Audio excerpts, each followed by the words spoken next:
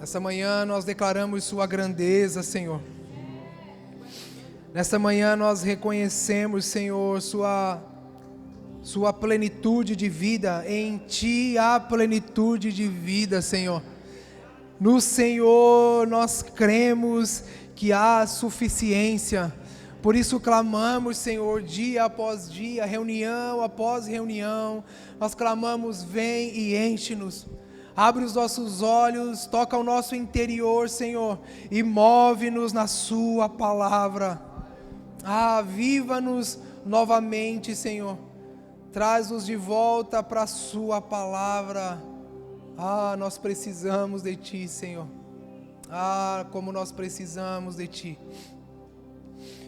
Nos reunimos aqui, Senhor, porque a vida flui no corpo.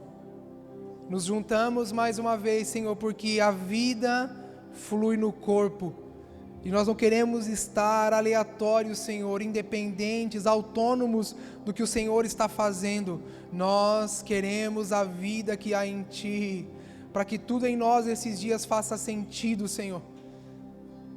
Para que os nossos olhos vejam, não segundo a carne, mas segundo o Espírito. Para que os nossos olhos vejam a obra que o Senhor está edificando nesses dias. Que os nossos olhos vejam o que o Espírito está comunicando à igreja. Que os nossos ouvidos ouçam, não as previsões dos homens, não os anseios, Senhor, da sociedade. Não, Senhor, o apelo dos homens, não as expectativas dos homens sobre nós, mas ouça o que o Espírito está dizendo à igreja. Por isso vem e toca-nos, Senhor. Sim, por isso vem e toca-nos. Por isso vem e restaura-nos. Por isso vem e restaura-nos. Nós precisamos de Ti, Senhor. Como nós precisamos de Ti, Senhor. Aleluia. Enquanto nós orávamos aqui, eu lembrei de quando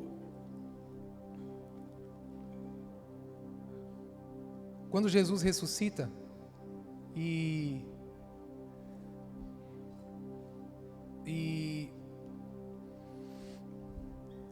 ele aparece aos seus discípulos. Jesus, numa dessas ocasiões, Jesus os encontra desanimados, né? Jesus os encontra perdidos. Jesus os encontra fazendo aquilo que Jesus tinha dito que não era mais para eles fazerem. Jesus vai até a praia, os encontra lá pescando. Jesus os encontra de certa forma, tipo assim, meio confusos, né? Confusos do que tinha acontecido, confusos a respeito do que deveriam fazer agora, até porque o seu mestre tinha morrido. Aquilo que lhes dava esperança, né? Tinha desfalecido, então eles já não tinham mais aquela referência. E eu lembro que quando Jesus aparece para eles naquela praia, Jesus tem uma missão muito específica ali, que é de lembrá-los. Jesus tem uma missão específica de fazê-los lembrar. Jesus tem uma missão específica de reaver deles o ânimo, de reaver deles a esperança, de lembrá-los das palavras, lembrá-los do propósito, lembrá-los dos porquês, porque o Senhor tinha os chamado, porque eles tinham gastado seus últimos anos de vida, tinham gastado ali com Jesus, tinham se empenhado em relacionamento com Jesus, relacionamento uns com os outros, caminhando juntos, né? Andando juntos, desfrutando da amizade, né? Provando do poder de Deus por meio dos feitos de Jesus. E eu percebo que Jesus naquele momento ele vai com esse sentimento de lembrá-los. Eles estavam ali pescando e é como se o Senhor tivesse chegado lá para eles e falado: olha, eu tirei vocês dessa condição. Eu tirei vocês, eu tenho uma nova palavra para vocês. Vocês se lembram? Eu tenho uma nova palavra para vocês. Lembram que eu liberei uma palavra sobre o destino de vocês? Lembram? E o Senhor foi fazer aquele exercício de restauração, restaurar o ânimo, a expectativa, a fé, o propósito, né? E quantas vezes, por circunstâncias talvez menores do que essas que os discípulos se encontravam, circunstâncias até mais inferiores, quantas vezes nós nos esquecemos. Nos esquecemos do porquê nascemos, para que existimos, nos esquecemos do motivo do nosso louvor, esquecemos do motivo, e eu tenho falado insistentemente o quanto, infelizmente, nós, né, e eu creio que a nossa geração ainda isso se acentuou ainda mais, o quanto nós somos movidos por sentimentos e emoções, o quanto os sentimentos e emoções, eles ditam, né, a nossa vida, a nossa rotina, nosso ânimo, o quanto nós dependemos. Nós somos uma geração totalmente dependente de coisas novas, de coisas boas, de boas notícias, né? Parece que só o que pode nos mover é o que vai acontecer amanhã, né? Vivemos numa expectativa equivocada, num anseio equivocado para que alguma coisa aconteça, para que a gente tenha um motivo de dizer: eu estou feliz, eu estou alegre, né? Eu estou convicto. E naquele dia, naquela praia, talvez esse era o sentimento deles. Eles não tinham, talvez, tinham se esquecido do real motivo, tinham se esquecido que eles tinham encontrado tudo. Os mesmos discípulos que falaram: Senhor, a quem nós iremos? Só Tu tens as palavras de vida. Tu és o Cristo, Tu és o Filho do Deus vivo, Tu és o Messias, Tu és o enviado de Deus. Eles mesmos tinham proferido essas palavras.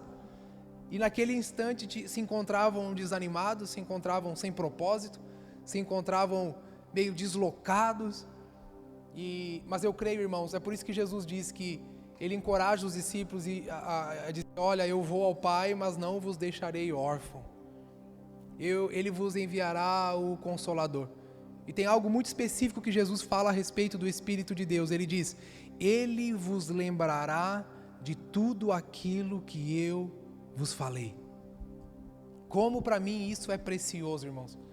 Como eu tenho me apegado a essa palavra, como eu tenho me apegado a esse sentimento, como eu tenho usufruído nesses dias, né, exercitado, feito esse exercício, né, para usufruir dessa graça, desse poder do Espírito, de nos fazer lembrar das palavras que Jesus falou. E Jesus também fala isso quando vai encorajar os discípulos, né? Ali no ID, né? Aquele texto do ID, né? Agora vão, né? Por todas as ações, agora vocês vão levar o Evangelho, agora vocês vão falar do meu nome, batizar em nome do Pai, do Filho e do Espírito Santo. E o Senhor promete o Espírito que vos lembraria o que eles deveriam ensinar, o que eles deveriam... Quando Jesus fala que o Espírito vos lembrará de todas as coisas, vos lembrará das palavras que eu falei, Jesus está falando que diante de qualquer circunstância, o Espírito estava ali para lembrá-los a forma como eles deveriam viver, mas também aquilo que eles deveriam ensinar, aquilo que eles deveriam dizer.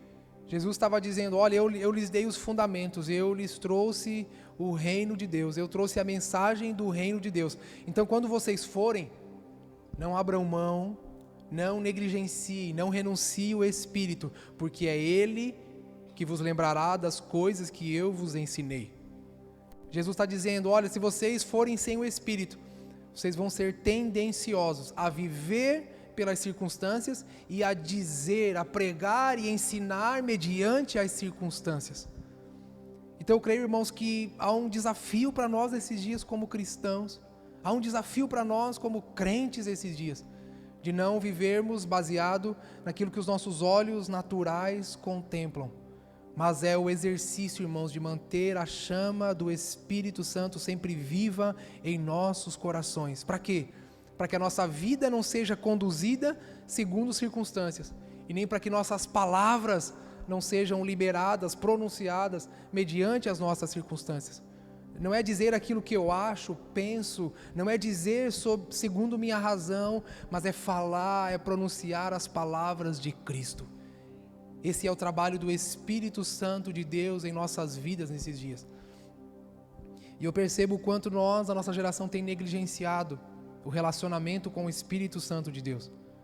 E esse é um dos principais motivos onde a nossa geração está sempre querendo ir atrás de alguma coisa, de algum lugar. A gente está sempre querendo comprar uma coisa que soluciona a nossa vida. A gente sempre vai atrás.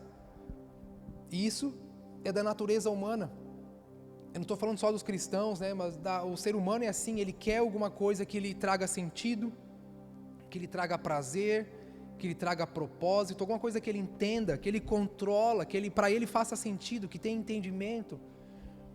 E eu percebo que, infelizmente, nós como cristãos também abraçamos essa dinâmica. Mas não, irmãos, nós não fomos chamados para o culto de domingo. Nós não fomos chamados para apenas a reunião de oração, a reunião de ensino. Nós fomos chamados para a comunhão com o Espírito Santo de Deus.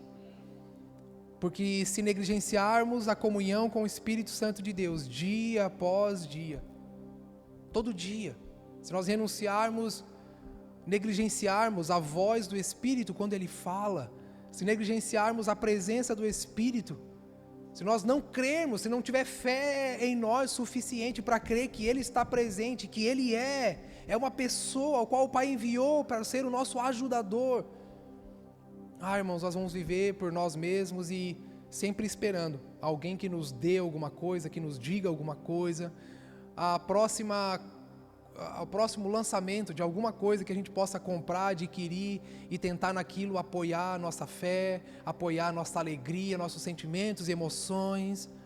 Não, irmãos, o Senhor nos deu o Espírito Santo. Ele nos deu o Espírito, o nosso amigo Espírito Santo de Deus. E eu quero te encorajar nessa manhã, quero te dar uma palavra de coragem. Volte o relacionamento com o Espírito de Deus. Volte o relacionamento com o Espírito de Deus. Volte a temer. Volte a temer. Volte a temer. Volte a crer que Ele está presente, que Ele está. Eu tenho falado aqui, desde o derramar do Espírito Santo, nós não encontramos na palavra de Deus alguma coisa que nos faça crer que o Espírito foi retirado da terra. Não, ele foi dado à igreja. Ele foi derramado sobre a igreja, isso é um fato, e por meio da fé, irmãos, nós podemos desfrutar disso. Ou vamos viver a nossa vida sozinhos, à mercê das nossas próprias consciências, né? Vamos viver pelas nossas razões, o que achamos ou pensamos, mas o Espírito está em nosso meio, o Espírito que habita em vós. A palavra diz, Ele vos ensinará todas as coisas. E da mesma forma como os discípulos estavam perdidos sem Jesus, é assim que nós vivemos sem o Espírito, porque o Espírito é a pessoa de Deus presente na igreja, é a pessoa de Deus presente em nós. Irmãos, se nós, é da nossa natureza, nós vamos buscar uma coisa para nos guiar sempre. Nós sempre, até aquele que diz que é ateu, ele acredita em alguma coisa. Não tem como, é da nossa natureza como ser humano, a gente acredita em alguma coisa.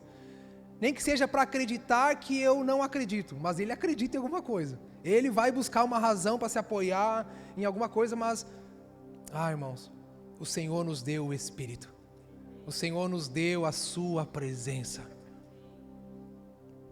Eu te encorajo nesses dias a você, no bom sentido da palavra, provoque o Espírito. Amém? Chame-o para relacionamento, chame-o para estar presente. E posso falar uma coisa para você? A evidência ele não precisa te provar nada, porque isso é por meio da fé. Ah, Gessé, eu vou pedir uma prova do Espírito? Não, irmãos, você precisa de fé. Você precisa de fé para crer no que está escrito. E se Jesus disse que nos deu o seu Espírito, irmãos, isso deveria ser suficiente para nós aproveitarmos, desfrutarmos.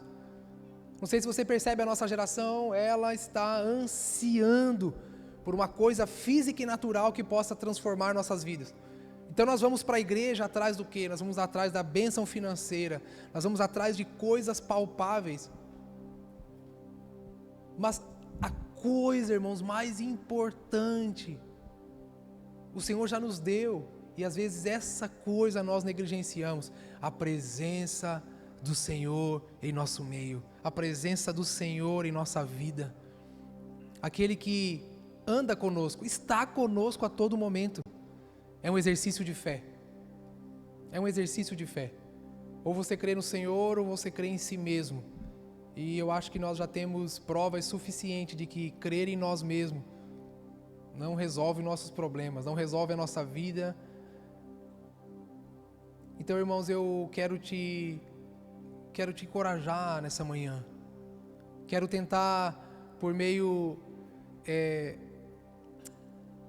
daquilo que o Senhor está comunicando sobre os nossos dias, aquilo que o Espírito está falando sobre os nossos dias, te encorajar a clamar ao Espírito para que Ele vos faça lembrar.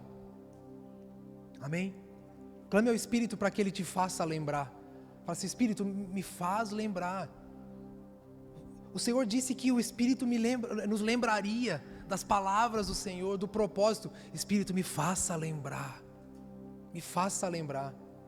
Agita o teu Espírito dentro de mim, Senhor, e me faça lembrar. Me faça apegar no que o Senhor já falou, no que o Senhor já disse. Me faça, Senhor, não importa como está a minha circunstância hoje, Senhor, me faça lembrar. Eu quero me apegar em Ti. Eu quero me apegar em Ti. Amém? Dá uma cutucada no seu irmão aí. Fala para ele: acorda. Fala para ele: desperta.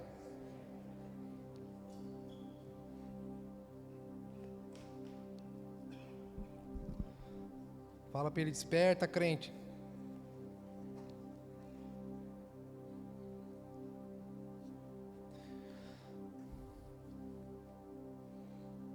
Abre comigo aí o livro de João.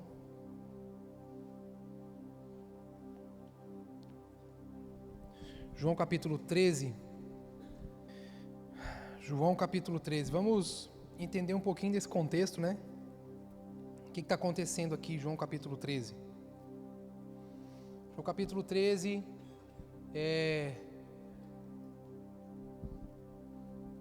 em outros livros, Mateus, acho que capítulo 26, enfatiza, né, ali esse último ato de Jesus com seus discípulos, né? Digamos assim, esse último ato oficial. Jesus convida os seus discípulos para, né, aquilo que a gente fala, a última ceia, né? O livro de João aqui vai destacar o momento em que Jesus lava os pés dos seus discípulos. E aqui Jesus está naquele evento que antecede a traição de Judas, está naquele evento que antecede a sua prisão. O próprio Jesus fala: olha, Pedro, você vai me negar. Então, tenta entender comigo o contexto desse ato aqui. Jesus sabe que vai ser traído. Pior que isso, Jesus sabe quem é o camarada. Jesus sabe que Pedro vai negá-lo. Pedro, que disse que daria a vida por Jesus, Jesus sabe que Pedro vai negá-lo. Jesus sabe que os discípulos vão ser tomados de medo, de angústia, de dúvida, né? Vão duvidar, vão fraquejar. A maioria deles, vai dar aquela corrida, vai se esconder, o medo vai tomar conta deles. Imagina, irmãos, eu não sei se você já provou disso, mas sabe quando você está com um sentimento meio estranho a respeito de alguma coisa? né? Você está com um sentimento meio assim, aí você se esconde, você procura uma coisa para fazer, você evita às vezes alguns confrontos, evita algumas pessoas, algumas situações, por quê? Porque você está ali meio amedrontado, você está meio assim, sem saber o que, né? E aí imagina, Jesus sabendo da sua morte, sabendo que vai ser traído, sabendo quem é o traidor, sabendo que os discípulos vão ficar confusos, sabendo que os discípulos vão negar. Aí Jesus vai lá e diz assim: eu quero jantar com vocês, vamos fazer uma janta, né? Vamos celebrar aqui, né? A Páscoa está próxima, vamos fazer uma última mesa entre nós. Que contexto, né? Que circunstância complicada para Jesus. Que circunstância meio desagradável, né? Mas Jesus está ali, irmãos. Ele fala: eu preciso falar com vocês, eu preciso dizer as minhas últimas palavras, preciso dar aqui o meu último ensinamento, talvez meu último sermão aqui para vocês. E imagine, irmão, que situação. Os discípulos sem entender muita coisa, sem saber de muita coisa, estão ali com Jesus, mas Jesus por dentro, né, já estava começando a sofrer aquelas angústias, né, as primeiras dores de parto, aquele cenário meio confuso, meio estranho. E aí Jesus chama eles para esse ambiente. Jesus era diferente mesmo. E vamos ver o que Jesus fala, o que Jesus faz nesse dia? Vamos ver? Vamos lá. Eu vou falando aqui, vou parando aos pouquinhos, amém? Vamos lá. João 13, versículo 1.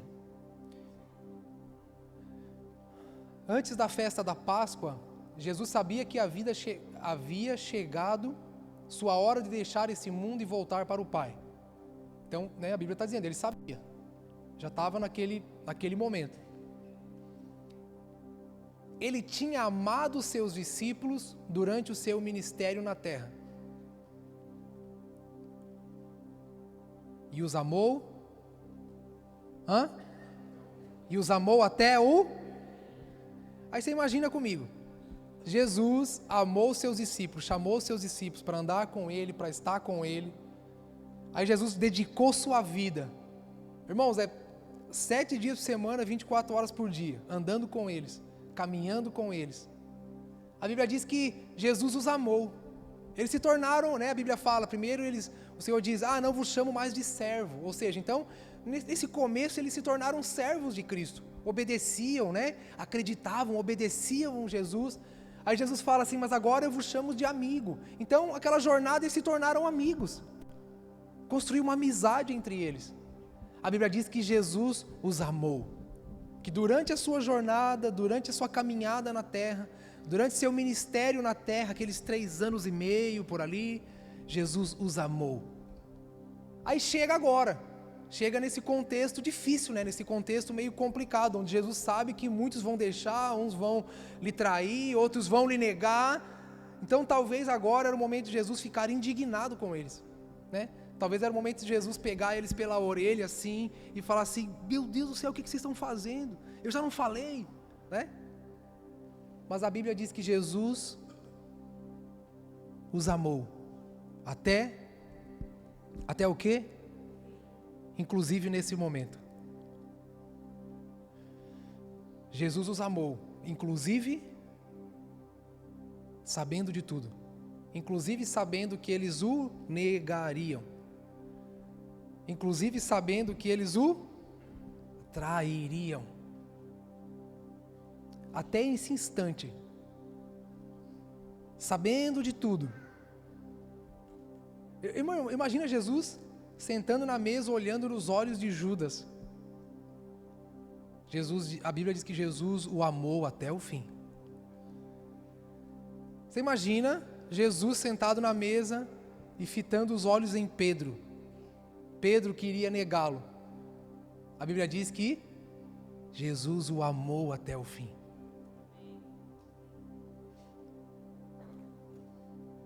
Imagina, irmão, Jesus já estava ali contemplando, né? Ele pregado na cruz, diante dos seus opositores, Aí imagina Jesus olhando para um lado, para o outro, cadê meus discípulos? Cadê meus amigos? Jesus sabendo que talvez ficaria quase que sozinho, mas a Bíblia diz que Jesus os amou até o fim.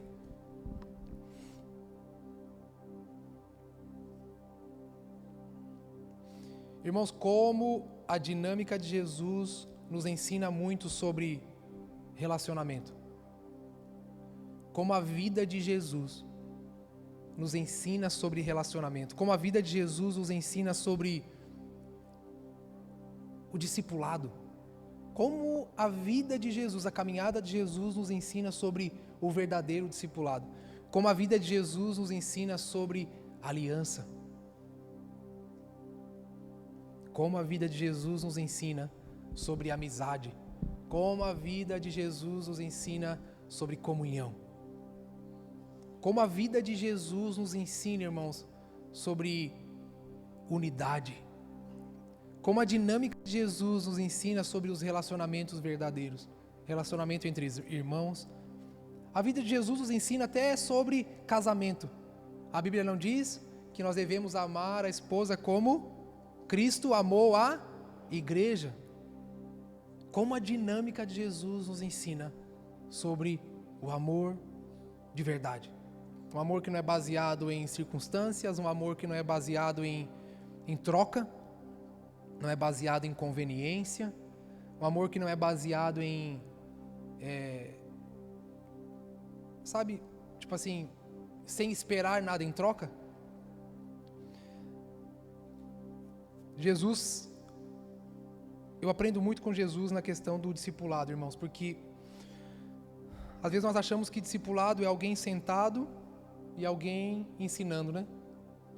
Nós achamos que discipulado é isso, alguém senta para ouvir e alguém fica em pé para ensinar. Nós achamos que discipulado é quando eu escolho alguém, vou escolher alguém melhor do que eu para que possa me ensinar alguns segredos da Bíblia. Né? Nós achamos que discipulado ele se baseia simplesmente naquilo que nós vamos ensinar um ao outro. Na verdade, nós estamos confundindo o discipulado com mentoria, conselhos. Às vezes nós confundimos até o discipulado com acompanhamento psicológico.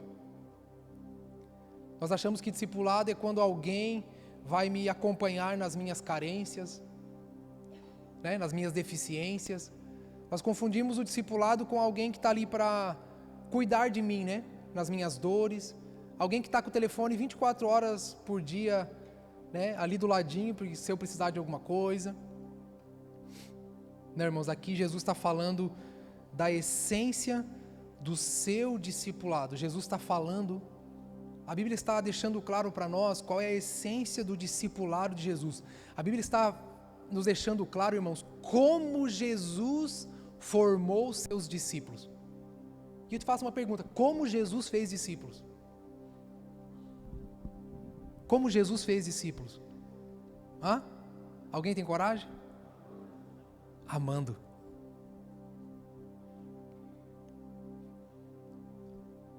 Jesus tinha capacidade sim de ensinar, Jesus tinha capacidade de instruir, Jesus tinha capacidade de trazer a revelação dos céus para a terra, Jesus tinha capacidade de todas as coisas, operou milagres, fez maravilhas, mas qual é a essência pela qual Jesus formou seus amigos, Ricardo?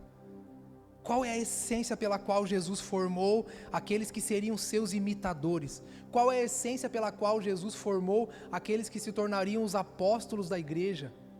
Os líderes da igreja, dessa primeira igreja, a igreja primitiva que nós chamamos. Qual é a essência desse relacionamento? Dessa amizade? Jesus falou: eu vos chamo de amigo. Qual é a essência? Amor.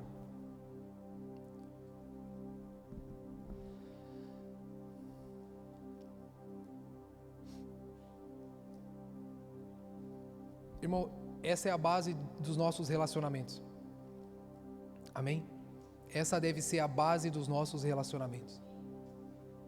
Essa é a base da unidade. Irmão, sabe como é que nasce uma igreja? Sabe como é que uma igreja nasce? da mesma forma que a igreja nasceu. Como que a igreja nasceu? Alguém que amou o mundo de tal maneira que deu seu Filho unigênito, único, para que pudesse trazer salvação, para que por meio da cruz nascesse a igreja, o seu corpo. Irmãos, como que nasce uma igreja? Qual é a essência? O que brota? Qual é a primeira coisa, irmãos? É o amor.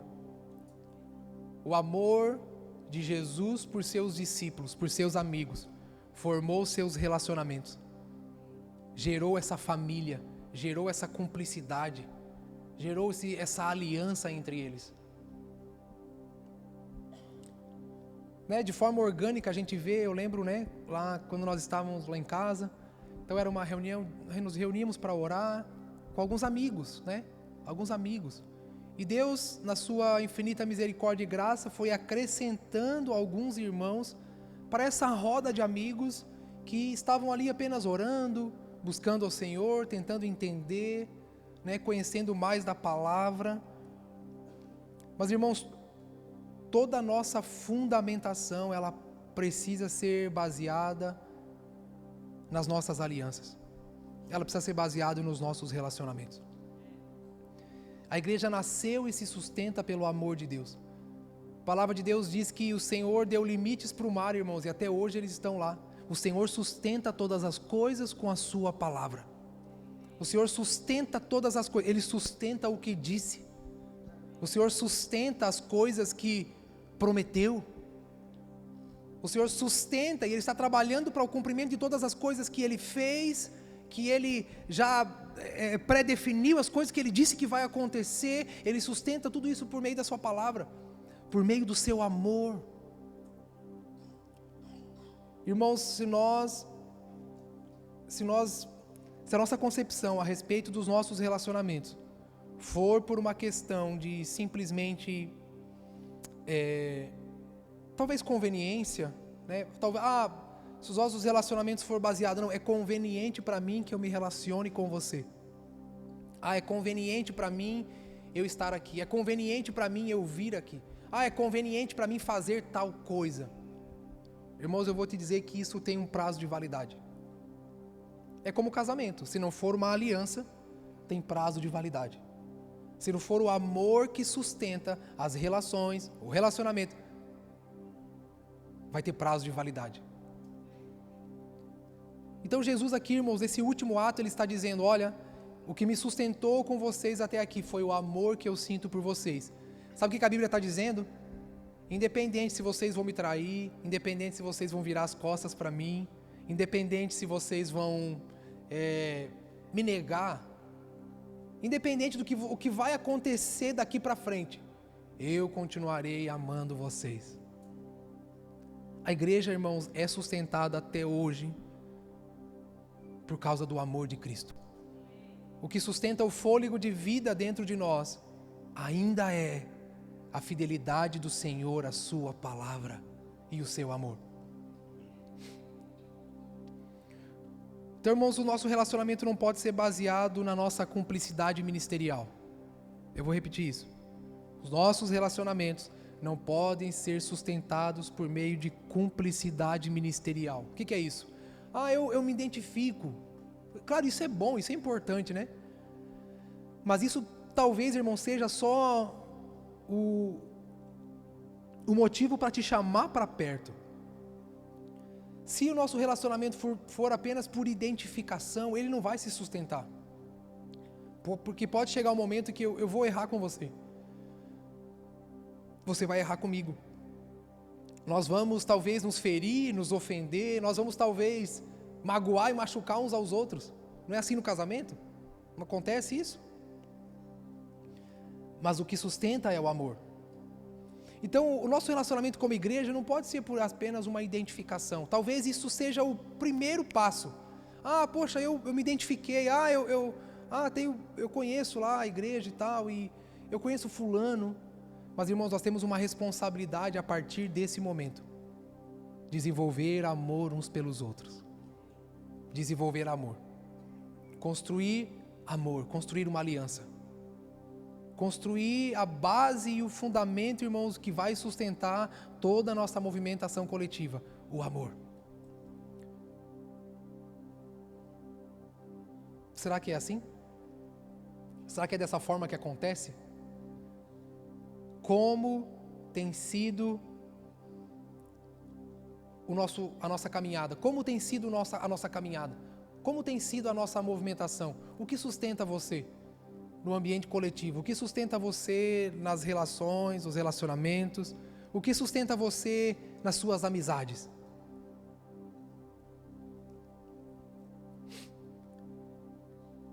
O nosso relacionamento, irmãos, não pode ser apenas institucional. Não pode ser apenas uma concordância institucional. Eu conheci o Mevan lá do Brasil, aí eu vi que tem um Mevan aqui, eu vou... Talvez isso pode ser o primeiro passo. Talvez isso pode ser aquilo que chame sua atenção. Mas nós temos uma responsabilidade, irmãos. De amar e amar até o fim. É por causa desse amor que Jesus estabeleceu nos primeiros apóstolos, nos primeiros líderes da igreja. Foi por meio desse amor, irmãos, que o Evangelho chegou até aqui nos dias de hoje. Movidos pelo poder do Espírito que nos faz lembrar do quê? De quem Cristo é, de suas palavras, de suas ordenanças, dos seus mandamentos. Eu tenho percebido, irmãos, ao longo da jornada que o que nos divide não são as nossas diferenças. Que na verdade o que nos divide não é porque a teologia é um pouco diferente uma da outra. Mas o que nos divide, irmãos, muitas vezes é a nossa arrogância. O que nos divide, o que nos separa, não é só porque não concordamos com alguma coisa, mas é o anseio, irmãos, de fazer no outro aquilo que eu penso, que eu acho, que eu acredito. Eu percebo que às vezes o que nos divide não é só a nossa diferença teológica, litúrgica, não é só uma diferença de pensamento. Quantos aqui tem um amigo, quantos aqui tem amizade, tipo assim, você ama alguém de verdade, assim, que é totalmente diferente de você, que nem serve a Cristo? Eu tenho. Alguém tem? Você tem algum amigo que, bem fora da casinha assim mesmo? Tipo, você tem, quem ama esse amigo? Então o que nos divide não são as diferenças teológicas. Você concorda comigo? Você concorda comigo? Então o que nos divide não é apenas concordar ou não. O que nos divide então, irmãos, é algo mais profundo. Se eu consigo amar quem é diferente, quem às vezes é estranho, quem é totalmente fora. Sabe aquele amigo que só faz coisa errada? De vez em quando ele te chama, cara, pisei na bola, poxa, fiz isso, fiz aquilo, aí você vai lá, abraça, não, vem pra cá, né? Quem tem um amigo assim? Então o que nos divide, irmãos, não é o que a pessoa acredita. Tiago diz assim, de onde vêm as guerras que há no meio de vós? Tiago faz uma pergunta, de onde vêm as guerras que há no meio de vós? Ele mesmo responde, ele vem de dentro, vem da própria concupiscência, vem do seu próprio coração, das suas próprias intenções.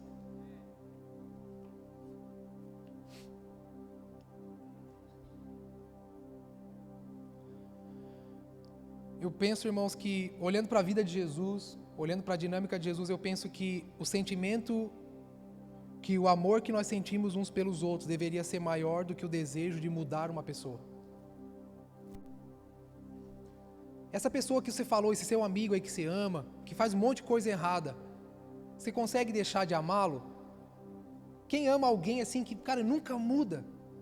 Você ama alguém que nunca mudou? Você ama alguém que nunca mudou? Cara, o cara nunca mudou, não muda de vida, não tem jeito. E você ama ele?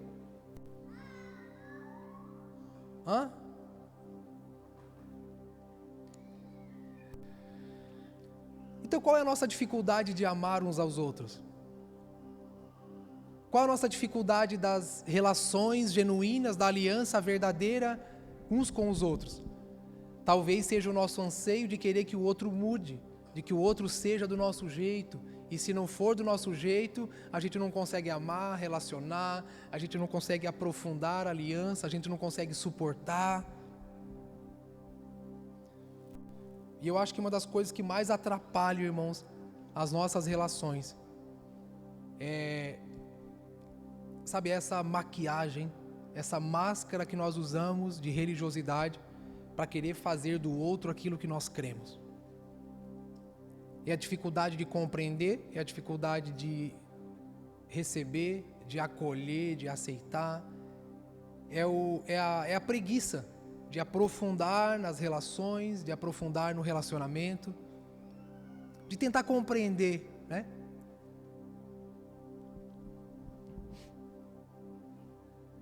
Porque foi isso que Jesus fez. Jesus, apesar de quem eles eram, Jesus os amou. E eles eram diferentes, irmãos, cheios de debilidades, cheios de dificuldades. Então, o que mais eu acho que nos divide, irmãos, não é o que nós temos de diferente, mas é a dureza do nosso coração em aceitar o outro.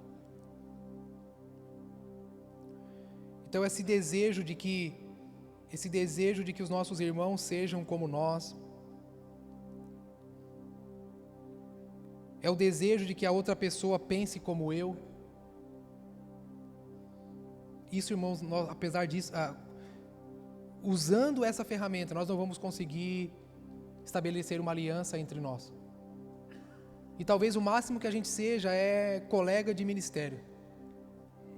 Talvez o máximo que a gente consiga ser é membros cadastrados numa ficha, né, de membros. O máximo que nós vamos ter, talvez, é cada um tem um número de membro. Eu sou o número 01, eu sou o 10, eu sou o 20. O máximo que a gente consiga ter é um número. É uma hierarquia, um lugar, um nome, né? Mas a gente não desenvolve a verdadeira aliança e o verdadeiro amor.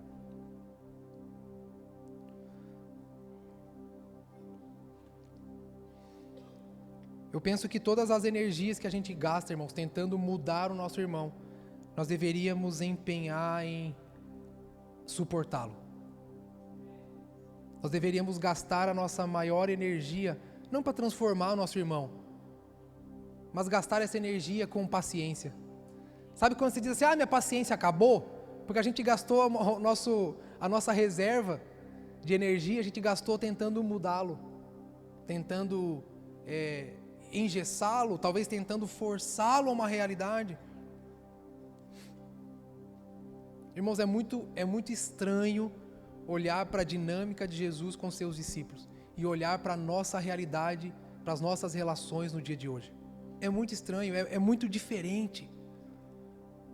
Os discípulos deram prova dia após dia, mês após mês, ano após ano, assim como o povo no deserto, circunstância atrás de circunstância, eles deram prova de que não mereciam o amor de Deus, que não mereciam a paciência de Deus, de que não mereciam, o Senhor está ali os amando e suportando, mas Jesus continuava. O Senhor, em sua infinita graça, continuava. Eu vou repetir uma frase que eu falei esses dias aqui atrás. Nós estamos mais preocupados em desenvolver métodos do que aliança. Nós estamos mais preocupados em desenvolver modelos de evangelho do que aliança. Nós estamos mais dispostos a ter razão do que construir uma aliança. Nós estamos mais dispostos a, por meio da pressa, do nosso anseio, da nossa angústia, fazer as coisas acontecerem do que desenvolver aliança. Irmãos, um relacionamento íntimo de 3 anos e meio ainda não foi suficiente para manter aqueles caras focados no Senhor, olhando para o Senhor. Jesus teve que voltar ali. Eu acho que numa reunião lá no céu, né, Deus falou assim, olha, é o seguinte, não vai dar para deixar esses caras sozinhos, vamos enviar o Espírito. Não vai dar para, não vai dar para deixar esses camaradas sozinhos aí não, vamos enviar o Espírito, porque se deixar eles sozinhos, primeiro dia da morte de Jesus,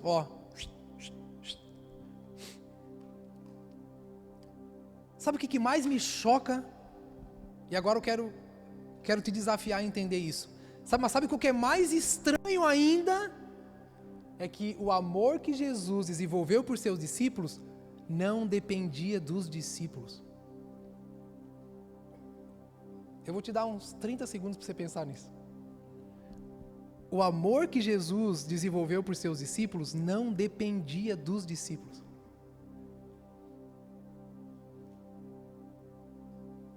Sabe por que eu falo isso? Porque nós só conseguimos amar quem nos devolve algo em troca. Eu sinto muito em dizer para você, isso não é amor. Isso não é amor.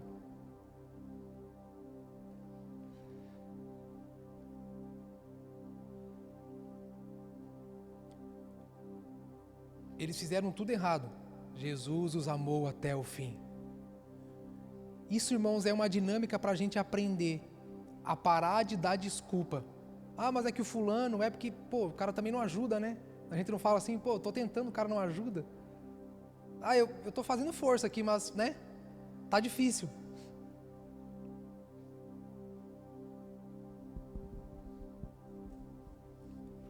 Irmãos, o amor, grave isso no seu coração. O amor não depende do que o outro faz. Depende de quem eu me tornei. Eu não amo pelo que o outro faz. Eu amo por quem eu sou. Jesus não amou os seus discípulos baseado no que eles fizeram, na sua performance, nos seus resultados. Jesus amou porque, irmãos, Deus é amor. Jesus não dependia do que os discípulos faziam. Mas Jesus brigou com os mestres da lei, Jesus foi lá e virou a mesa, Jesus colocou o dedo na cara dos fariseus e tal, e tal, e tal. Irmão, isso não tem nada a ver com amar ou não. Sabe como é que eu acredito no amor de Deus? Ele foi para a cruz por quem? Ele foi na cruz para quem? Tipo assim, tinha alguma limitação ali?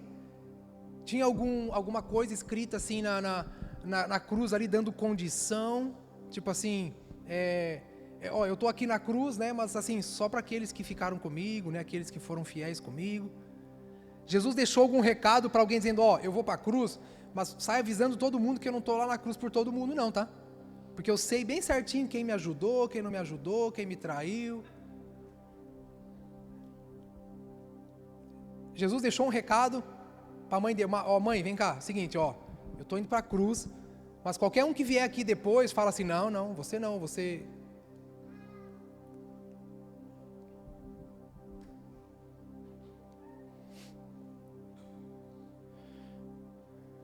Então esse é o modelo de discipulado de Jesus. É o quanto ele amou os seus. Irmãos, o discipulado de Jesus lhe custou a vida. Você quer ser um discipulador mesmo? Você que tem um sonho de ensinar os outros, né? De colocar os outros na tua frente para aprender o que você sabe. O discipulado de Jesus custou a vida. Você está disposto? Ou você só quer ser um professor, na verdade? Porque o discipulado de Jesus lhe custou a vida. Os discípulos de Jesus perderam suas vidas. Você quer ser um discípulo mesmo? Você quer ser um discípulo de verdade? Porque Jesus disse, aquele que quer ser meu discípulo, negue-se a si mesmo, tome sua cruz e siga-me. Você quer ser um discípulo de Jesus ou só, alguém na plateia para assistir uma boa palavra, alguma coisa? Ou você quer fazer uma consulta? Eu penso, irmãos, que a nossa geração está mais preocupada em ter razão do que perder sua vida. E o Evangelho, irmãos, foi edificado por meio de alguém que, por amor, se deu, e não que ganhou.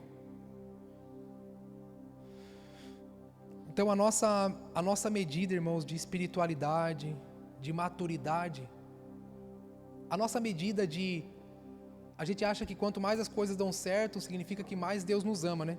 A gente fala assim, não, tá tudo dando certo na minha vida, eu acho que eu tô de bem com Deus. Eu acho que meu score lá no céu tá legal. Né? A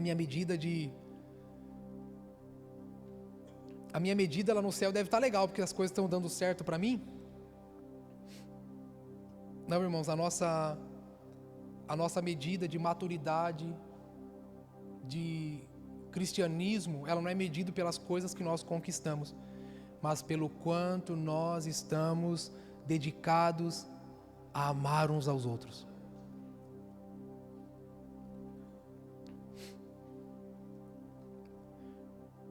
E aqui eu vou falar algo para você, é um pouco complicado, né, da gente entender, mas olhando para o que Jesus fez, e olhando para o que a gente faz, eu penso que tem uma coisa muito equivocada na nossa movimentação como igreja. Nós queremos salvar o mundo, e nós não fomos chamados para salvar o mundo. Quem salva o mundo é Jesus, e Ele já fez isso na cruz. Então, GC, nós nascemos para quê? Para amar uns aos outros. Nós não fomos chamados para salvar o mundo, nós fomos chamados para amar uns aos outros.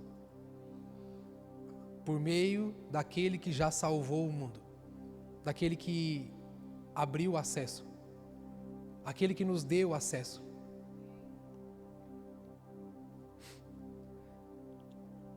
Vamos avançar aí para o versículo 3.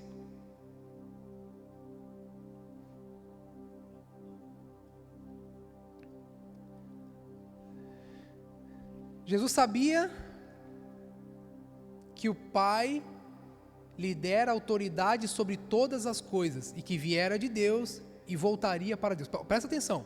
O que a Bíblia está dizendo aqui? Que Jesus sabia o quê? O que Jesus sabia? Que o Pai tinha dado a ele. O que Deus tinha dado para Jesus? Autoridade sobre o quê? Jesus era o maioral. Fala assim, ó, Jesus era o maioral. Fala para o seu amigo aí, ó, Jesus era o maioral. Fala assim para ele, ó, Jesus podia tudo. Fala assim, ele era Deus deu para ele toda a autoridade. Fala para o seu amigo aí. Fala assim, ó, Jesus deu para ele toda a autoridade. Ó, raciocina comigo aqui, tudo que é autoridade, governo, a Bíblia diz que tudo está debaixo de Jesus. Imagina? Pensa no cara mais importante de toda a terra. Pensa em principados e potestades, né? Pensa nas regiões celestiais, nos governos das regiões celestiais. A Bíblia está dizendo que Deus colocou Jesus acima de todas essas coisas. Que legal, né? Versículo 4. Jesus sabia que o Pai tinha lhe dado autoridade sobre todas as coisas. E então, levantou-se da mesa, tirou a capa, enrolou uma toalha na cintura, depois derramou água numa bacia e começou a lavar os pés dos seus discípulos, enxugando-os com a toalha que estava em sua cintura. Complicado, né? Primeiro, a Bíblia está dizendo que Jesus amou aqueles caras lá. O traidor, o negacionista, todos eles, Jesus amou. Amou até o fim, apesar de todas as coisas. Foi até o último instante, em amor, em relacionamento, em dedicação, esse amor sacrificial. Aí Jesus está ali, sentado naquela mesa, imagina, Jesus sentado naquela mesa, que constrangimento, né? Parece que Jesus, além de ser quem era, fazer o que fez, prestes a fazer o que ia fazer, ainda estava ali, servindo os seus irmãos. Aí imagina Jesus dentro da sua cabeça pensando assim, o Pai me deu autoridade sobre todas as coisas, o que eu faço agora? Eu vou mandar um raio cair na cabeça desses caras, né? O Pai me deu autoridade sobre todas as coisas, eu tenho aqui do meu lado um traidor, tem aqui o que vai me negar, os outros vão sair correndo, e eu tenho autoridade sobre todas as coisas, eu vou mandar um raio aqui para partir, é daí que vem acreditado, né? O raio que o parta, né? Tipo, vou mandar um raio para partir eles no meio, para acabar com a vida desses caras, porque, meu Deus! Pensa comigo, Você conhece aquele ditado assim, ó, dá poder para alguém que você vai conhecer a pessoa? Você conhece esse ditado? Dá poder para alguém que você conhece a pessoa. Pois é, tá aí.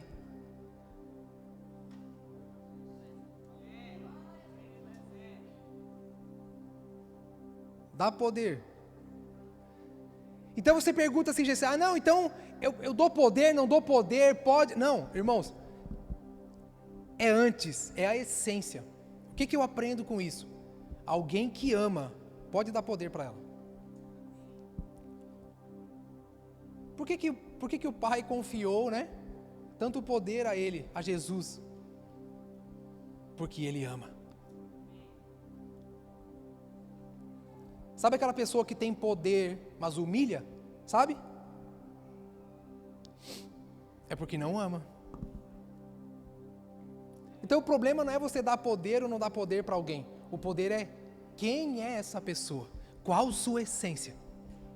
Qual o que lhe move, o que lhe toca. Quem ele é. Por que o Pai confiou tanto poder nas mãos de Jesus? Poxa, mas Jesus nem tinha morrido na cruz ainda. Será que não corria o risco de Jesus, né, dar uma deslizada ali, sair correndo, pegar um foguete e voar para o céu de volta? Não, irmãos, a Bíblia diz que Jesus se entregou antes da fundação do mundo. A decisão foi antes dele encarnar. A decisão foi antes dele nascer como menino, na manjedoura. A decisão foi lá na eternidade, naquela reunião entre Pai, Filho e Espírito Santo. E aí, como é que a gente faz? Aí o filho levanta a mão e diz assim, eu vou. Aí o pai falou, então pega todo o poder que você puder, meu filho, porque alguém que está disposto a se dar, alguém que está disposto a amar, pode dar poder, não tem problema. E aonde está a evidência desse amor, dessa autoridade de Jesus? Exatamente, é na cruz. Eu sempre falo aqui, né, tem aquele símbolozinho, né, a cruz igual um coração, né? Tipo, a cruz, eu acho que é o contrário. Eu acho que o coraçãozinho vem antes da cruz. Né? Porque Jesus não foi para a cruz forçado. Ele foi porque amou. Ele amou primeiro. Porque só alguém que ama se dispõe a perder, a sujeitar. Só alguém que ama se dispõe a se oferecer. Como Jesus nos ensina sobre autoridade.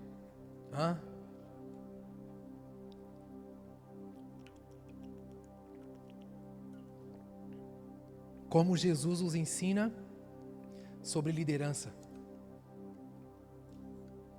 Como Jesus nos ensina sobre liderança. Irmãos, Jesus não usou da sua autoridade para se colocar acima. Jesus não usou o lugar que o Pai lhe deu para se impor. Jesus não usou, David, do lugar que o Pai lhe deu para exigir. Jesus é muito pedagógico, ele é muito didático. Então, logo após ele ter essa consciência de que o Pai lhe deu autoridade sobre todas as coisas, ele pega uma toalha, uma bacia e vai lavar os pés dos seus amigos. Vai lavar os pés dos seus discípulos. Ele se coloca abaixo.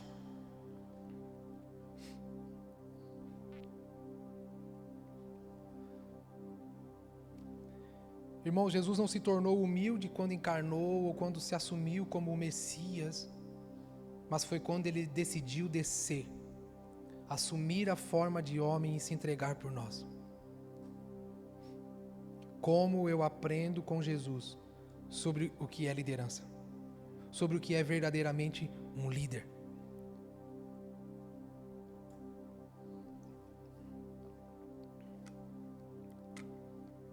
Então eu quero refazer essa frase. Quem sou eu, né? Mas quer conhecer uma pessoa, dá poder a ela. Dá poder para alguém que você vai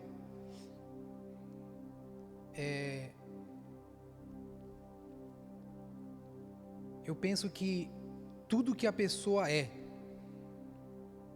tudo que a pessoa se tornou, tudo que a pessoa construiu na sua vida, tudo que nós como cristãos adquirimos da essência de Cristo, na verdade revela realmente quem nós adoramos. Na verdade, toda a nossa essência, o quanto nós assumimos e assimilamos de Cristo, revela quem nós adoramos quando nós estamos nesse lugar. Vamos avançar para o versículo 14 e o 15. Uma vez que eu, Senhor e Mestre, lavei seus pés,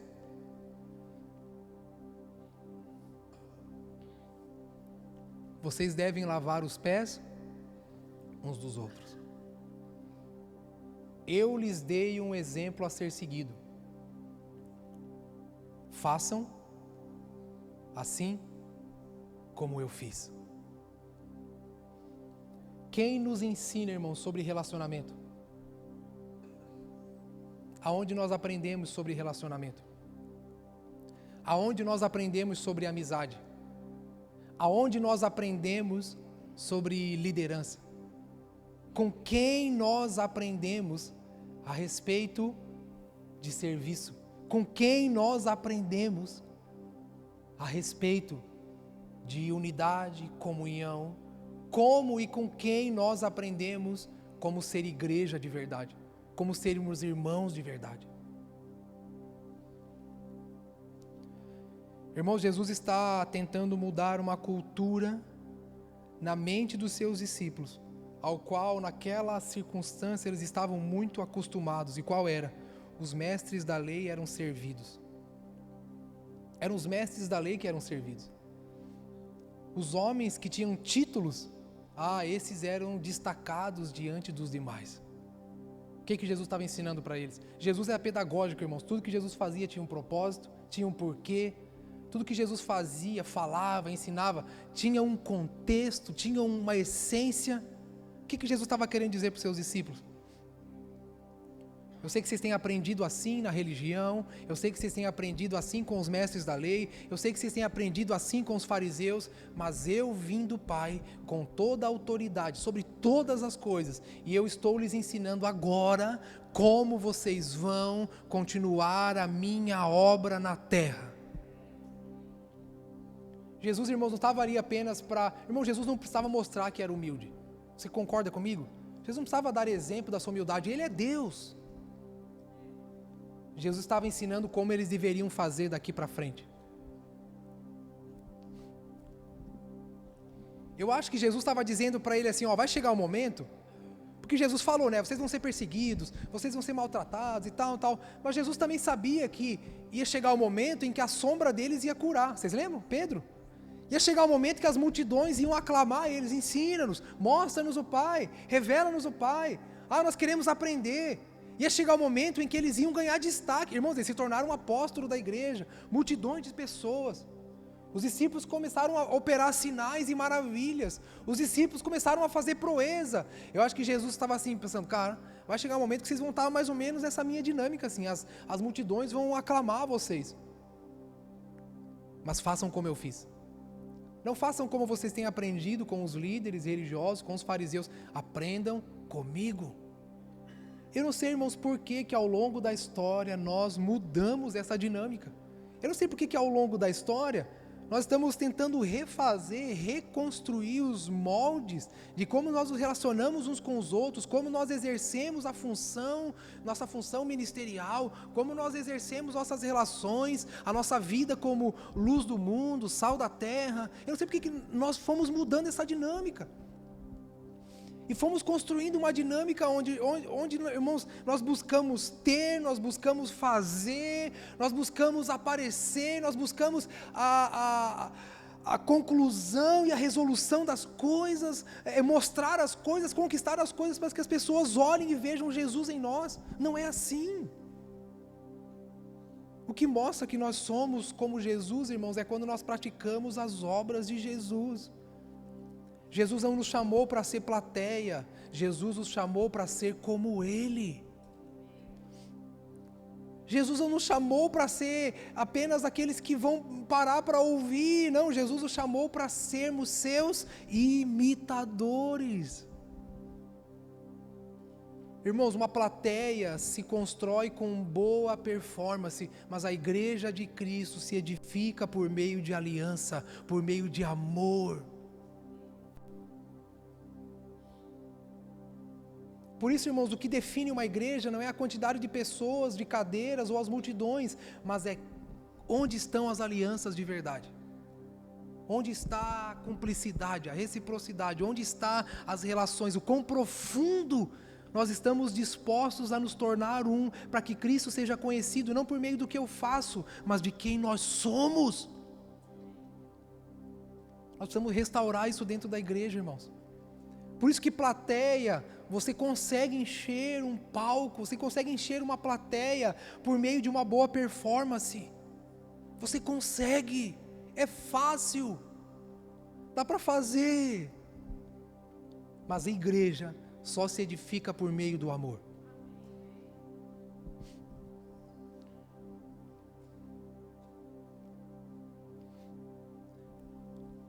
Jesus estava dizendo para ele: quando vocês se tornarem mestres também, assim como eu sou o mestre de vocês, tenham o mesmo sentimento que eu tive. Jesus disse: eu sei, eu sou mestre e senhor de vocês. Mas agora eu vou mostrar para vocês como um mestre se comporta.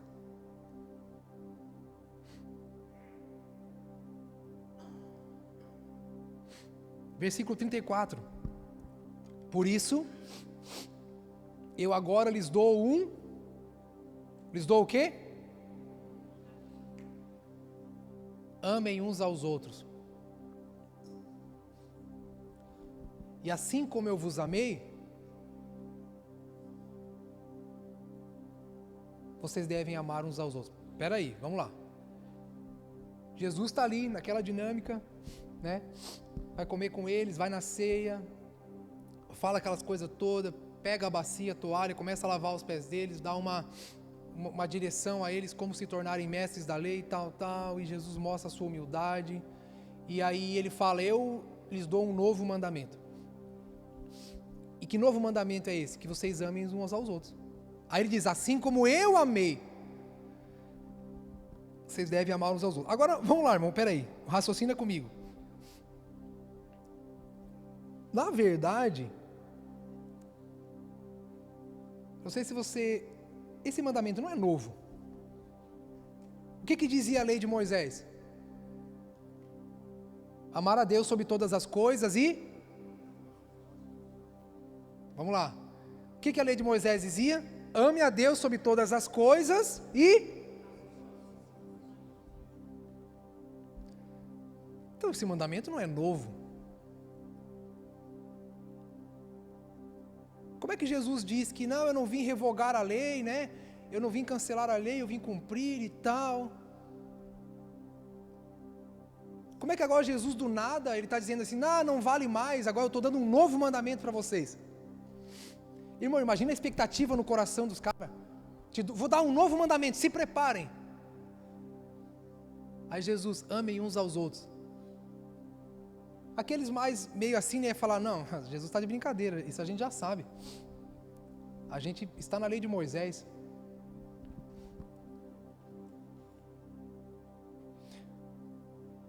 Não, irmãos, preste atenção. Tem uma parada aqui. O que a lei de Moisés dizia? Ame o próximo como? Jesus disse: ame os outros como eu amei vocês.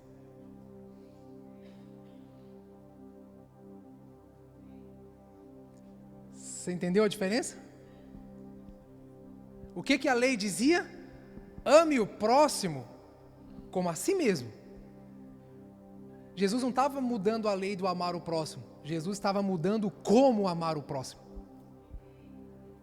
A lei dizia: ame o próximo como a si mesmo. Jesus não estava mudando a lei, Jesus estava mudando como amar. Jesus está dizendo: ame o próximo como a si mesmo.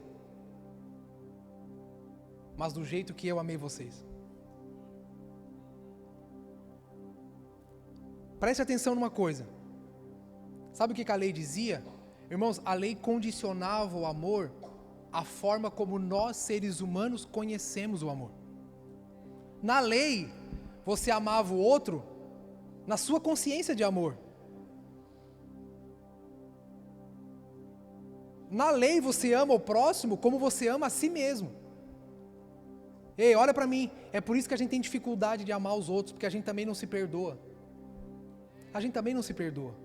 A gente também se culpa. Irmãos, quem culpa, quem joga peso, é porque também não se ama. É porque também não tem a consciência do perdão e da graça de Deus. Então você não se culpa, você não se perdoa, então você não perdoa ninguém. Irmãos, por favor, entenda uma coisa, essa é uma lei espiritual. As nossas relações definem a forma como nós nos vemos.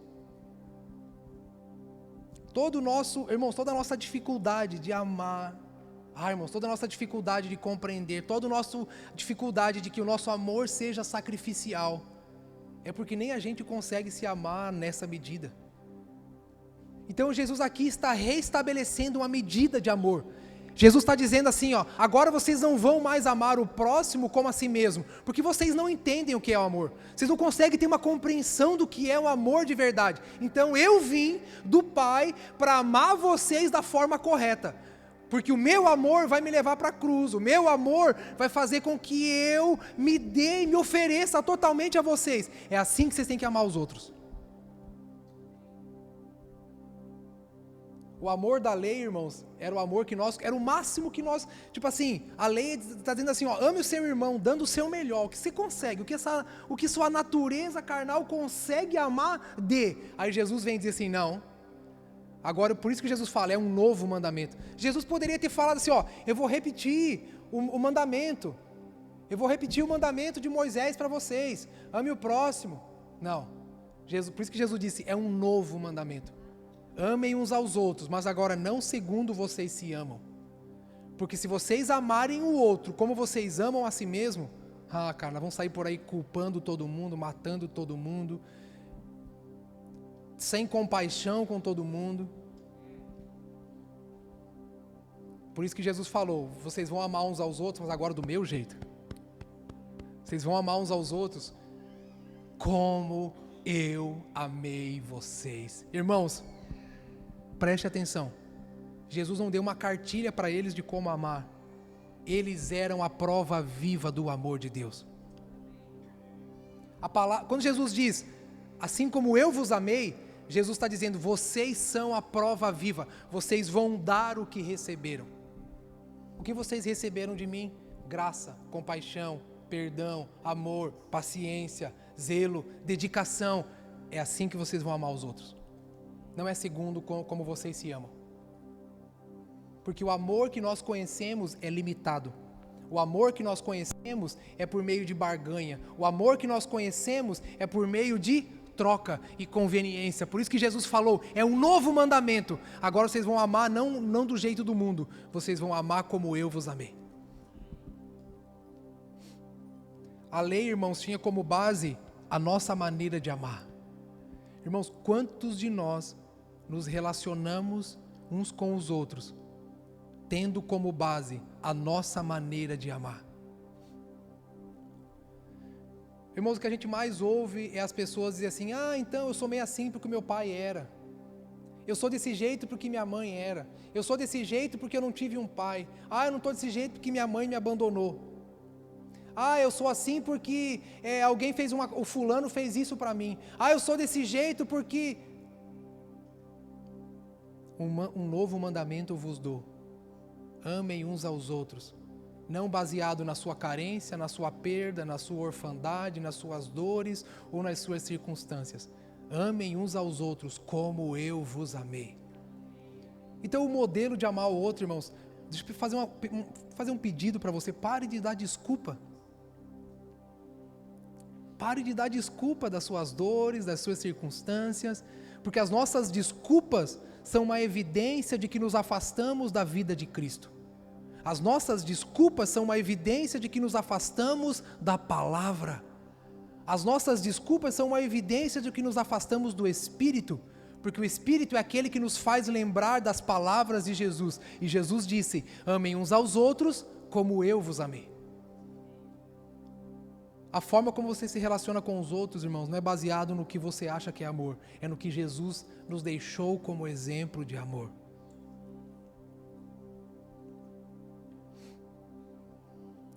Então, esse novo mandamento fala de um amor mortal. Amor mortal. Amor sacrificial. Aqui Jesus está tirando mais uma vez a religião como modelo. Jesus está tirando os líderes religiosos como modelo. Jesus está apagando a forma humana de como amar. Jesus está aqui chamando a igreja para amar na medida dele. Jesus está nos ensinando a voltar os olhos para ele. Irmãos, nós estamos muito comparativos, sabe? A nossa forma de viver, de amar é segundo as redes sociais, é como a rede social ensina que ama, que vive, é segundo os padrões de como ser um cristão, baseado nas tendências ou no que o mundo exige de nós, os padrões que exigem de nós. Jesus está dizendo: eu sou a imagem do Deus invisível, aprendam de mim, olhem para mim, façam como eu fiz.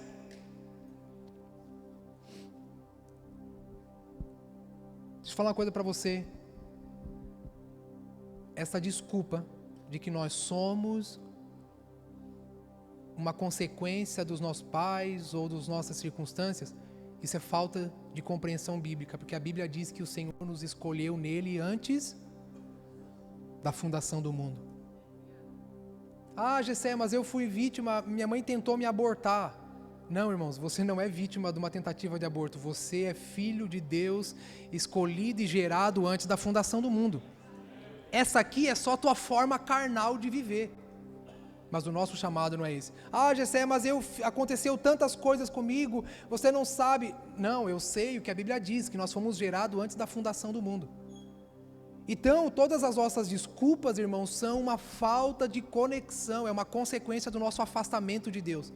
Porque se estivéssemos mais próximos do Senhor, mais presentes na vida de Cristo, nós iríamos descobrir que nós fomos chamados nele antes da fundação do mundo. Eu não sou fruto dos meus pais, eu não posso ser fruto do que a circunstância carnal Não. Eu sou o que a Bíblia diz que eu sou, gerado nele antes da fundação do mundo. Então é Jesus que eu imito. É segundo a vida de Jesus que eu vivo. Jesus é o modelo, Jesus é o molde, Jesus é o amor. Então a ênfase desse versículo, irmãos, é: assim como eu vos amei. Olha para mim. Não ame mais seu irmão segundo sua forma de amar. Não ame seu irmão até onde sua paciência vai. Não ame seu irmão até onde o seu perdão alcança. Não ame, não se relacione até onde a sua vontade te empurra. Não se relacione até onde as tuas limitações alcançam. É segundo eu vos amei, diz o Senhor.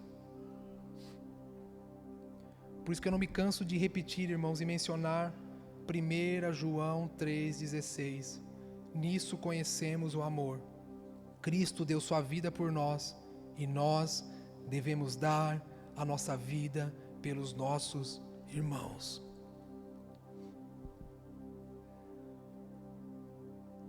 É assim que Jesus ensina a amar.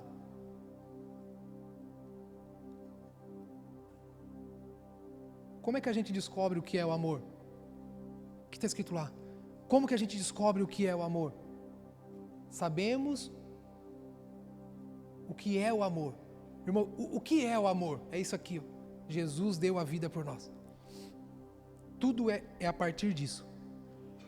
O amor não é segundo o coração, o amor é segundo Cristo. O amor não é segundo sentimentos, o amor é segundo Cristo.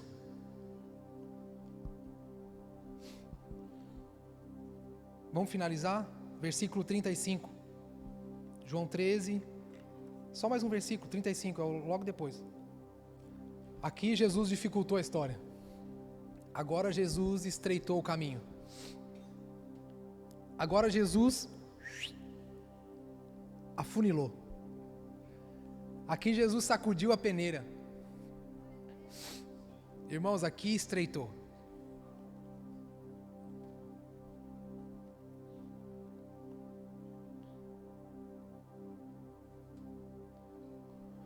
Como o mundo saberá que vocês são meus discípulos? Como? Como o mundo poderá dar prova de que vocês são discípulos de Jesus? Como o mundo poderá dizer, esses são discípulos de Jesus? Qual prova nós damos de que somos discípulos de Jesus?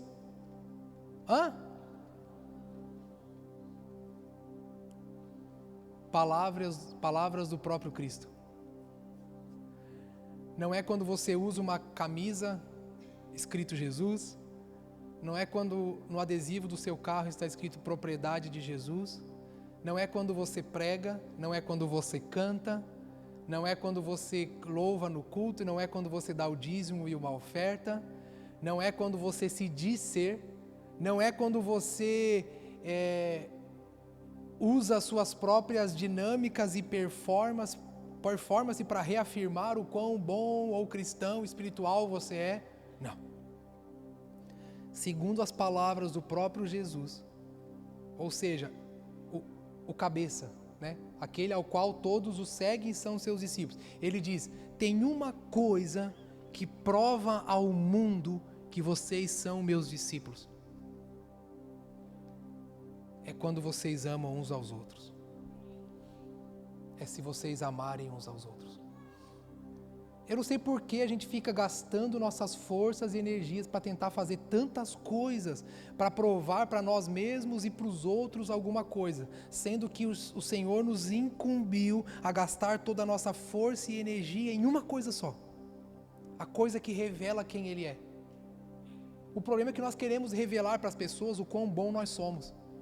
Por isso que a gente é tão ativista e tão atarefado em fazer coisas que provem para as pessoas que, não, eu consigo, eu faço, eu sou bom, eu dou jeito, olha, tá vendo? Olha para mim, olha como eu estou conseguindo. Nós não fomos chamados para mostrar quem nós somos. A igreja não foi chamada para revelar a si mesma. Eu não fui chamado para me revelar. Você não foi chamado para se amostrar. Nós fomos chamados para revelar Cristo em nós. E a única forma de revelar Cristo na igreja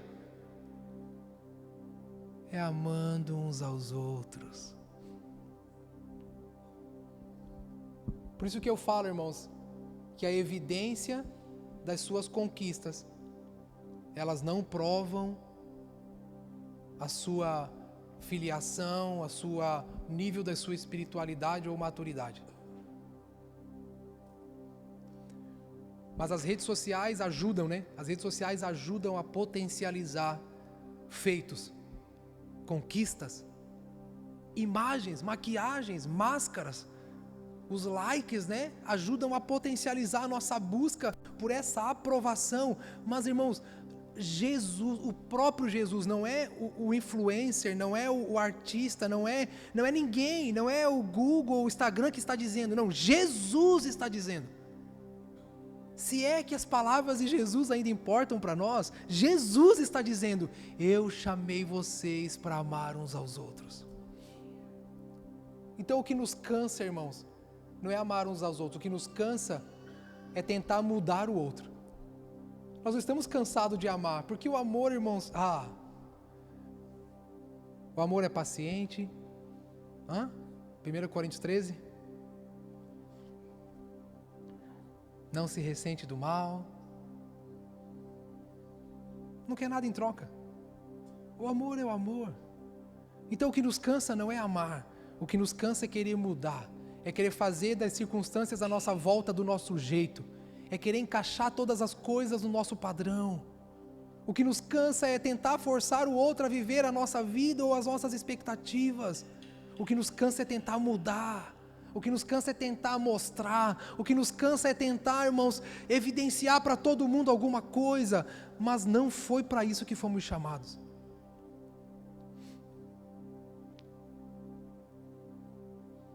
Jesus não está dizendo que discípulo é aquele que prega igual a ele.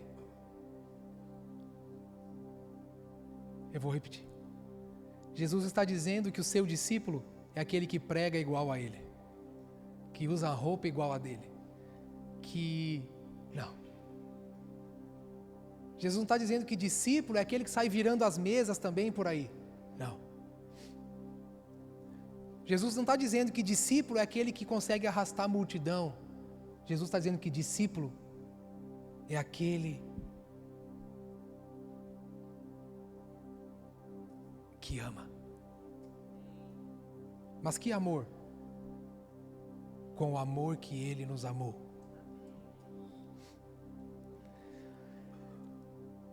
Nós precisamos sair da condição, irmãos, daqueles que tentam expressar nossa fé por meio de aparatos, por meio de performance, enquanto negamos nossa fé, andando isolado e sem sujeição. Às vezes aquilo que a gente acha que está evidenciando, na verdade nós estamos negando a verdadeira fé. Temos que parar de querer demonstrar Cristo por meio da performance, enquanto negamos nossa fé, andando em divisão com os nossos irmãos. Jesus está dizendo que seremos reconhecidos como seus discípulos se a nossa coletividade for evidenciada. Irmãos, espera aí.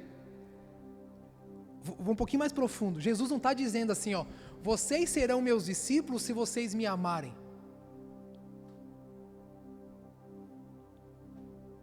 Cutuca o seu irmão aí, fala para ele, escuta aí. Fala para ele, escuta isso aí. Jesus não está dizendo que a gente se torna seu discípulo. Jesus não está dizendo que a gente é seu discípulo porque a gente o ama. Irmão, eu queria encerrar, eu queria que você entendesse isso aqui. Isso aqui. Jesus não está dizendo que a gente é seu discípulo quando a gente ama Ele. Sabe por quê? Porque amar a Deus pode ser para nós uma simples chance de andar sozinho e dizer: eu sou bom, eu faço, eu amo a Deus, eu prego, eu canto, eu toco, eu discipulo, eu evangelizo, eu pago minhas dívidas, eu pago minhas contas, eu amo minha esposa, eu faço isso com os meus filhos, eu sou bom,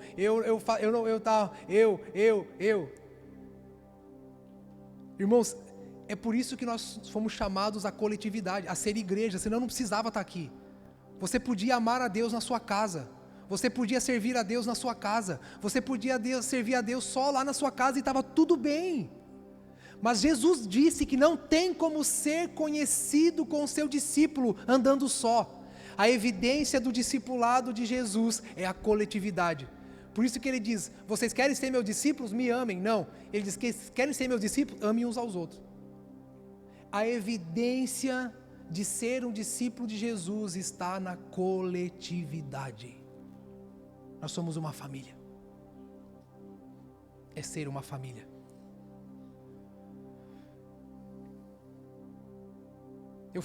Semana passada eu fui lá levar o Joaquim treinar jiu-jitsu.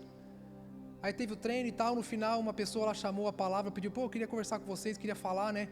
Já que nós somos aqui uma família, né? Eu queria abrir meu coração. Aí, aquele dia quase que eu voltei embora pro Brasil.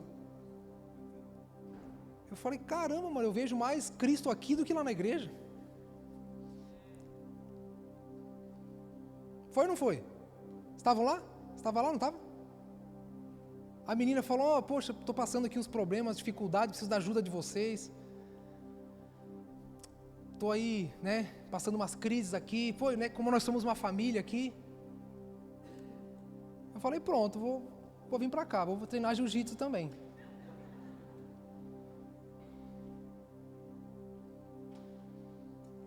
A gente acha que Cristo está aqui? Que isso aqui é Cristo? A gente acha que é isso aqui? É só isso. Vim para a igreja, ouvir uma palavra, dar o dízimo e oferta, está tudo bem? Hã? É cantar. Não, tem que cantar. Se eu não cantar, se eu não tocar, não, eu tenho que fazer. É só isso. Vocês acham que é isso?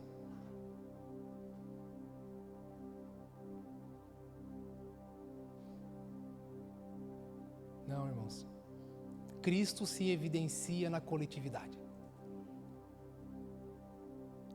Por isso que ele diz, ame uns aos outros. Ele não diz, ame a mim.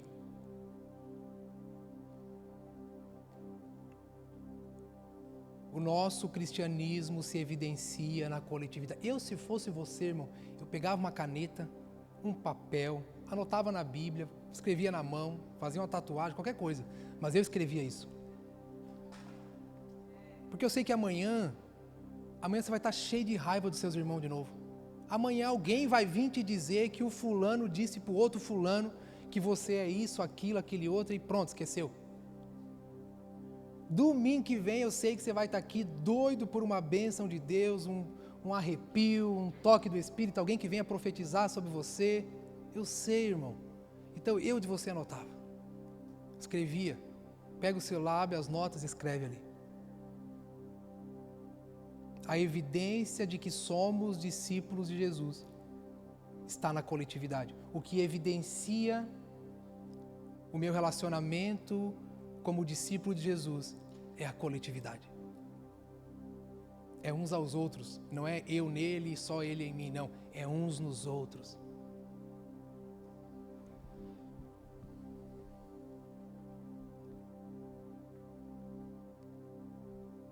Eu não revelo que sou discípulo de Jesus fazendo proeza.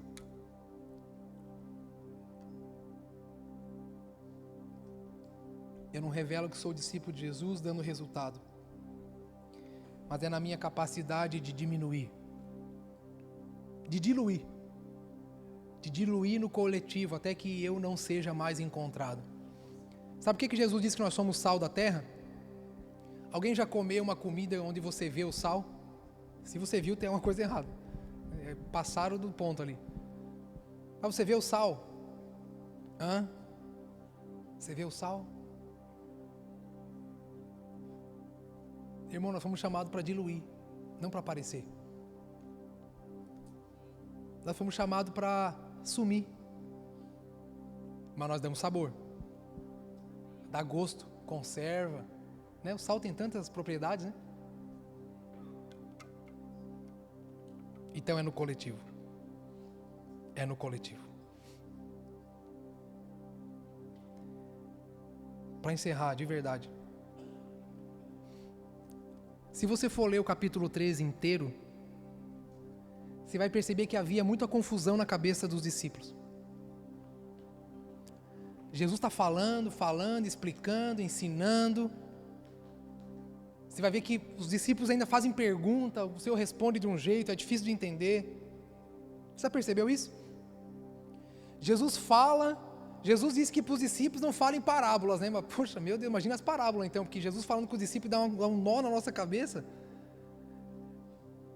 E Jesus falando, vai acontecer isso. Irmãos, presta atenção. Jesus está dizendo, eu vou morrer.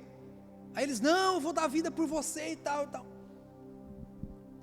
Então isso me leva a uma questão. Por que que os discípulos, depois da morte de Jesus, estavam frustrados? Não precisa responder, só tenta pensar aí. Por que que depois da morte de Jesus eles estavam com medo e frustrados? Por que que depois de andar 3 anos e meio com Jesus, eles ainda estavam confusos? Por quê? Já parou para pensar? Eu tenho uma resposta para mim, não sei se é verdadeira, mas vou compartilhar, ver se faz sentido para você. Eu acho Porque assim, eu acho que não existe frustração sem expectativa, né? Não existe frustração sem expectativa. É ou não é? Não existe, me frustrei. Não, se frustrou porque você esperava alguma coisa. É ou não é? Beleza. Se eles estavam frustrados, eu acho que eles esperavam uma coisa diferente de Jesus. Eu acho que se eles estavam meio desanimados, com medo, triste, se eles voltaram atrás, suas velhas práticas, voltaram lá a pescar, eu acho que eles esperavam alguma coisa diferente de Jesus. Eu acho que, assim, isso está bem evidente na Bíblia, não é o que eu vou dizer agora. Eles achavam que Jesus, naquele tempo, iria assumir o reino de Israel. Amém? Concordam? Eu acho que eles tinham uma expectativa assim, não, você é o nosso rei. Irmãos, aquelas pessoas que estavam ali, Hosana, fizeram aquela festa, fizeram aquela procissão para Jesus entrar, eles não estavam dizendo assim, eles não tinham a consciência de que Jesus iria morrer na cruz. Eles tinham uma expectativa. Qual é essa expectativa? De que Jesus ia entrar em Roma, ia tirar o governo romano dali e se assentar no trono de Davi e restaurar Israel naquele tempo. E como isso não aconteceu, o que eles falaram? Agora deu ruim para nós. Lembra dos discípulos a caminho de Emaús?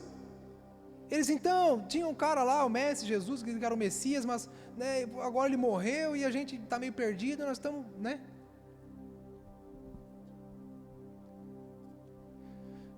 Eu quero dar um conselho para você, muito precioso, aqui, agora. Não crie expectativas referente ao que você acha que Deus deve fazer. Não crie expectativas referente ao que você acha que Jesus tenha que fazer por sua vida. Ou não crie expectativas baseado numa esperança cheia de religiosidade. Não crie expectativas a respeito do que alguém te prometeu sobre Deus, sobre o Evangelho. Porque talvez este seja o grande sintoma das nossas decepções. Do quão equivocado está o nosso relacionamento com Deus. Irmãos, todo mundo que é triste com Deus, com a igreja, ou perdeu a fé, a esperança, não perdeu a fé e a esperança em Deus. Se frustrou por uma coisa que esperava, mas não aconteceu. Aqueles caras ficaram 3 anos e meio com Jesus. Disse, de onde é que você tira isso? Lembra quando Jesus falou para os seus discípulos, eu vou ser entregue, eu vou morrer. O que Pedro falou? Irmãos, eles andaram 3 anos e meio com Jesus. Jesus dando sinais. Eu confesso que era difícil mesmo entender algumas coisas que Jesus falava. Mas veja o que a evidência de uma expectativa equivocada a respeito do Evangelho, da Bíblia, de Jesus, pode atrapalhar a nossa vida. Jesus falou, eu vou morrer. O que Pedro falou? O que Pedro disse? Eu não vou deixar.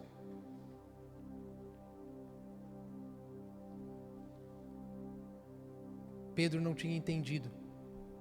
Pedro estava... Por isso que Pedro, quando Jesus morreu, voltou a pescar. Porque, certo dentro dele, não, eu esperava que ele ia vencer.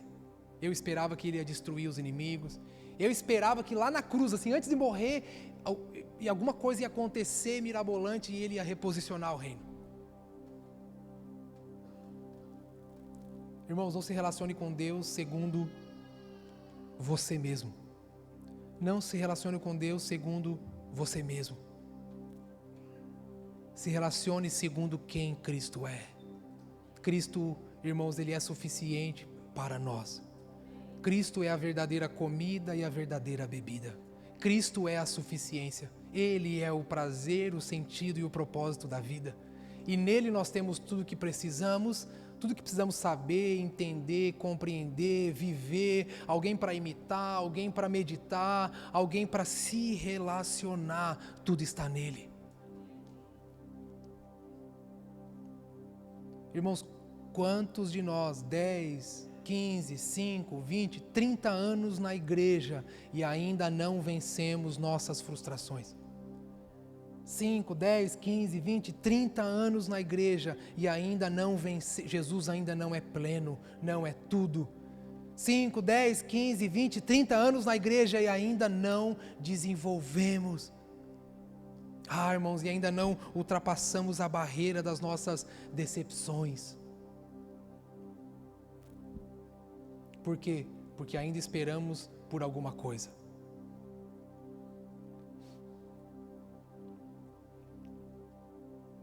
Fique de pé comigo.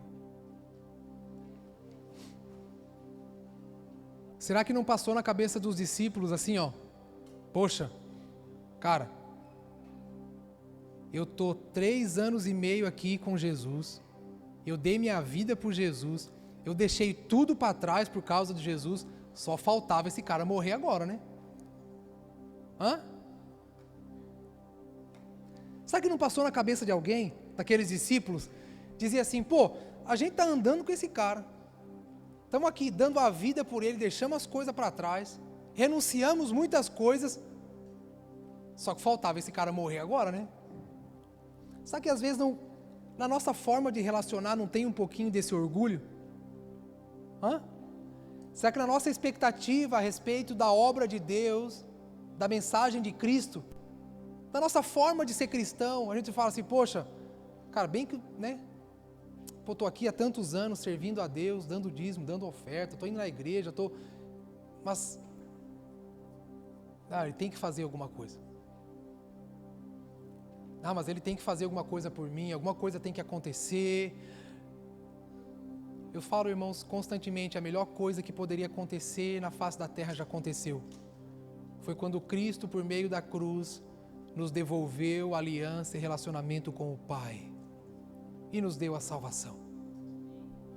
Então não são as coisas que têm que mudar, mas é os nossos olhos que precisam voltar para Jesus. Não são as circunstâncias que têm que melhorar, mas é a nossa expectativa ser voltada para Jesus. Então não são as coisas à nossa volta que tem que solucionar apenas, não, mas é o nosso ânimo, é a nossa essência, os nossos olhos, o nosso amor se voltar a Cristo, voltar a crer no que Jesus falou, amar o que Jesus falou, ser um imitador de Jesus.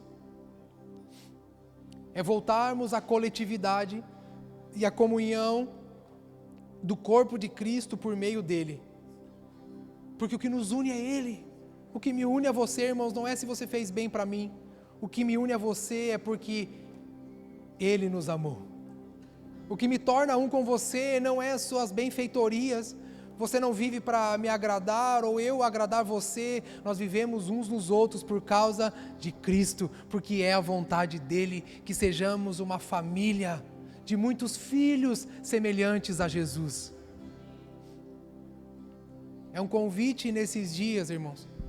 Há uma expectativa nos céus nesses dias para que voltemos a dar lugar para o Espírito a fim de que Ele nos faça lembrar de todas as palavras de Jesus. Há uma expectativa nos céus esses dias para que possamos dar lugar, espaço ao Espírito Santo de Deus, a fim de que Ele cumpra o seu propósito de nos fazer lembrar de todas as palavras que Jesus nos ensinou.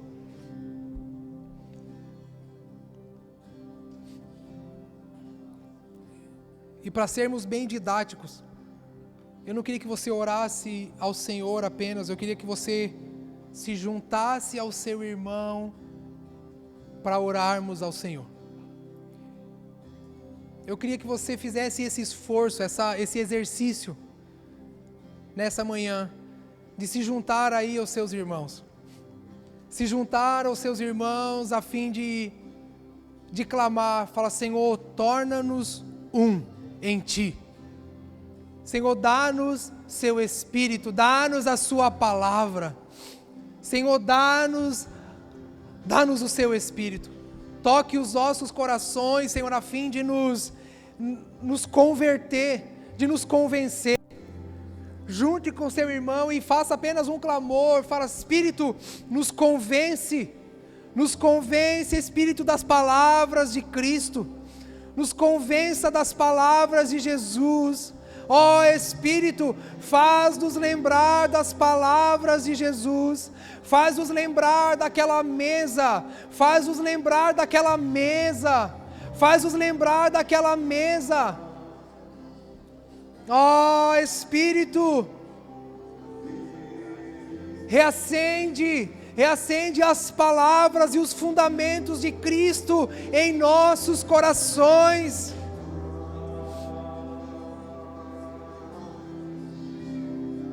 Reacende as palavras de Cristo em nossos corações.